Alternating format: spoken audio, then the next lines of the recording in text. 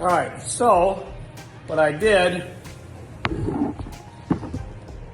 is I ground or cut off much as possible, you can see.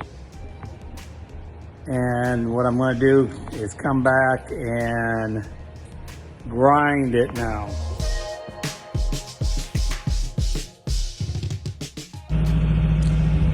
All right, this is Todd back with the 1955 International R100, and it's about to get the frame sandblasted.